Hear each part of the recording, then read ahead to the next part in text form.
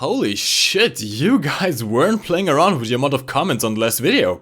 Thank you. What? No, what makes you... Oh, it's in the title, isn't it? And the thumbnail too. Damn it, they're onto us.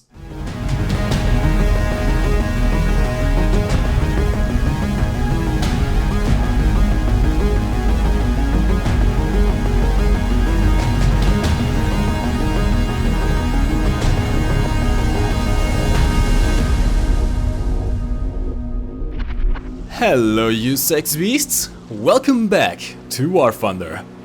This is the F-82, a rank 4 battle rating 5.0 American heavy fighter. Now I know Halloween is already over, but as you can see, this thing is essentially just two Mustangs stuck together in a Frankenstein-esque experiment gone wrong. This thing carries 6 12.7mm M3 Browning machine guns with up to 2,400 rounds. Optionally, if it already didn't look weird enough, you can also stick in a gunpod with another 8 machine guns.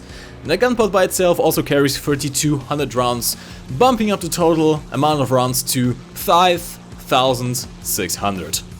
Speaking of armament and ordnance, this thing can carry up to 4,000 pounds worth of bombs, which is just enough to take down a single mini base, or 10 HVAR rockets, which, given enough aim and given enough luck, should be enough to kill at least 5 player tanks.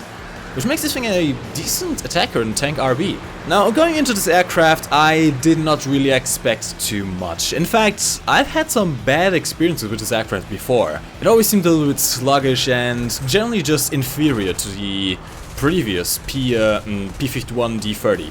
However, I have to say I was pleasantly surprised by its performance.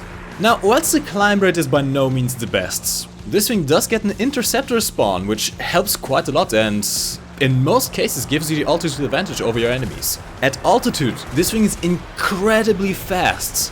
In fact, it can reach up to 740 km per hour at 6 km altitude, which is faster than the F7F3.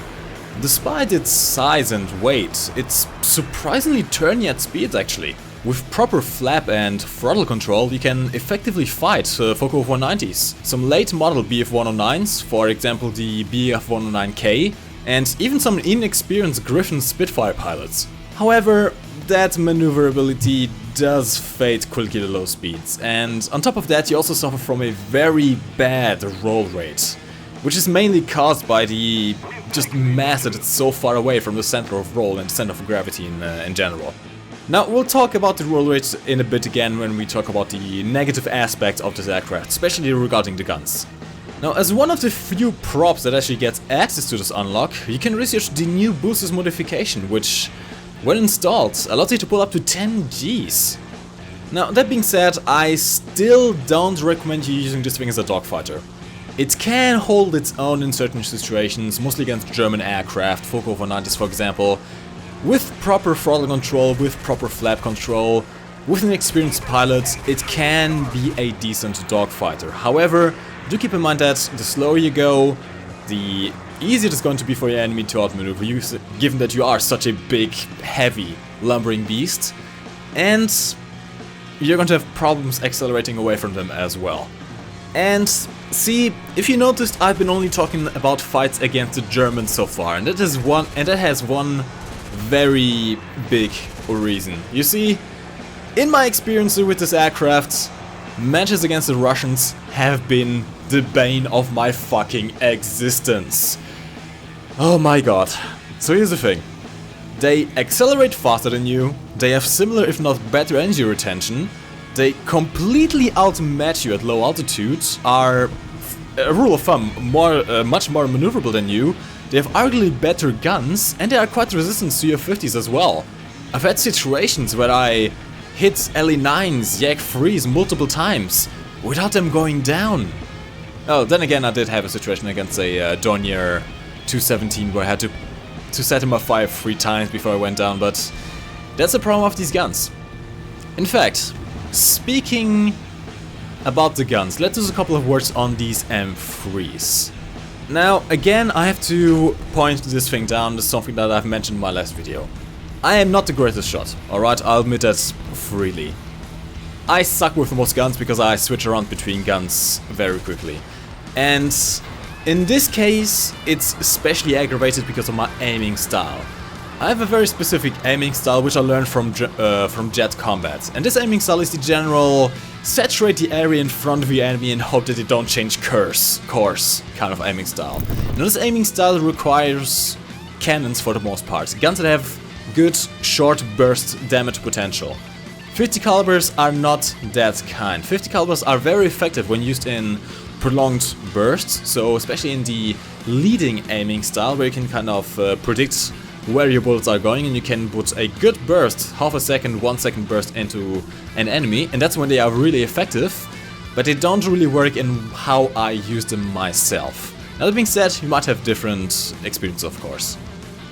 Now, the 50 cals are actually able to crack light pillboxes and medium tanks from behind only, keep that in mind, at up to 400 meters distance, which only really just adds to the already good ground strike capabilities.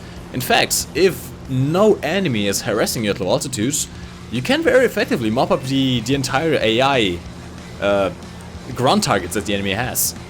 Now these M3s have quite a higher rate of fire than the M2s have, and this can be a good thing and a bad thing at the same time. Whilst at the same time you are saturating the area more, and given that the guns are all mounted right in the center of the aircraft, this is pretty much a perfect emplacement for these guns, you can really just wreck enemies if you get the aim down. Especially in head-ons, these things can be quite deadly if you hit the pilot or the engine. However, there's also one major drawback, which is the ammo consumption. You see, you only get to 2,400 rounds. Now, whilst this might seem like a lot for aircraft, it's actually not that much. You go through those rounds very, very quickly with these guns. Now you can somewhat amend this problem of the lack of ammunition by carrying the gunpod. In fact, carrying the gunpod even increases your damage potential by more than double, giving you a total of 12 50 caliber M3s.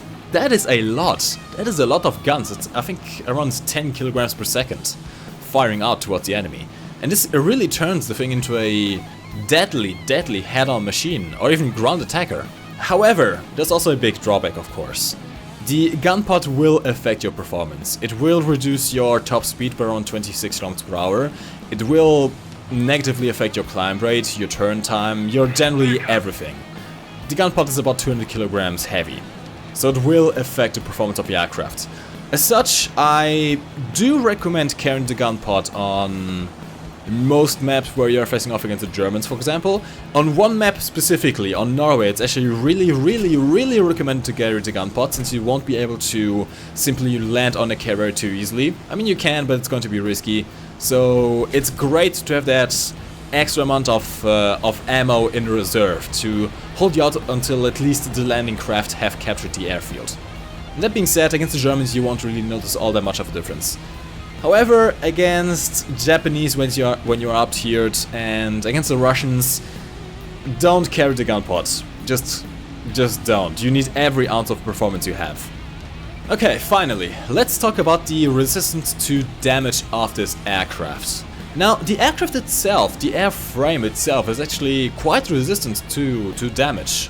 In fact, the middle section where the guns are mounted, they can shoot all day onto it if they want to. They are not going to do any deadly damage to you, if that makes any sense. It's pretty much invulnerable. That part of the aircraft is pretty much invulnerable. That being said, you do have massive control surfaces. Especially the whole tail section with the elevator is huge. It's absolutely massive and a very easy target to hit. And once they put enough damage into those, you're going to lose your tail control and you are going to go down quite quickly. There's also a second problem. You see, the engines on this thing are not radials. These engines are water-cooled. And that essentially introduces 2 more points of weakness. Now, whilst hits to your oil cooling and water cooling system don't affect the performance of your aircraft immediately, and still allow you to finish that dogfight quite effectively, they essentially put a death timer on your aircraft. Water leaks, oil leaks, After a certain time, you're going to completely run dry of either oil or water or both if you got hit that bad. And that's pretty much a death sentence for your engine. It's going to overheat and it's going to die on you.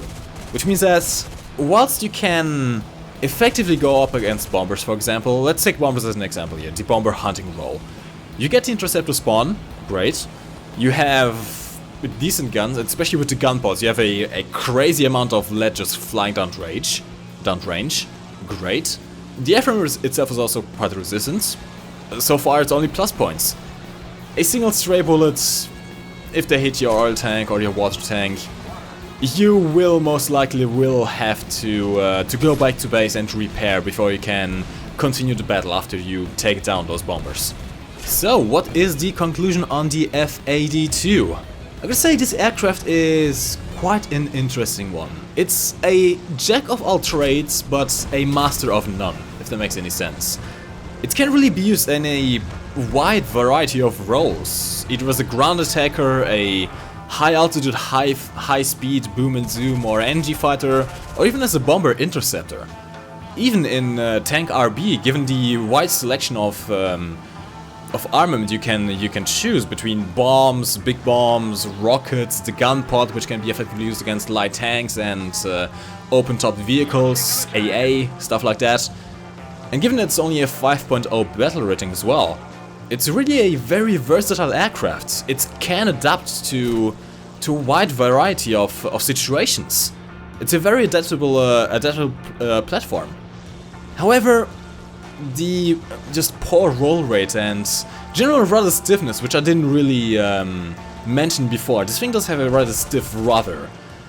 It really makes it quite hard to effectively take down fighters that are aware of you. Of course, if they aren't aware of you, your guns are going to make short work of them. You only have to hit a decent burst. But if they are aware of you, pretty much any aircraft in the game can outroll you, at least any fighter. And it's going to be really hard for you to get guns stably on the target, given that your roll rate is poor and your rudders are not very responsive. Now again, as I said before, proper throttle control, proper flap control, you can dogfight Germans and surprise them quite heavily. But if you are faced off against multiple enemies, you are not the type of aircraft that can take on multiple enemies at the same time. You are too big of a target, you lose your energy too quickly in the turns, and once you lost that energy, once you lost your speed, you're going to be very sluggish as well. As such, this aircraft is not for everyone. It really isn't. You need to be a disciplined pilot and you need to know a thing or two about NG fighting, evading, throttle control and flap use. That being said, given enough patience, it can be a really fun aircraft that's really often just overlooked and, honestly, underestimated. So, what do you think? Are you going to give the F-82 a try? Don't forget to cast your vote for the next video on the poll that's popping up on the screen right now. And leave a comment for the next video comment of the day. I'll probably be silent until the weekend as I have to study, but do follow me on Twitter to keep up to date with any news. And to finish off, like this video if you did, subscribe if you're new around here, and enjoy the free cookies that are hidden in the description down below. As always, my name's MikeGoesBoom, and thank you for watching. You can lift your head up to the sky, take a deeper breath and give it time. You can walk the path among the lines with your shattered frame of mind. Or instead you could always stay. We can wait right here and play until somehow you can find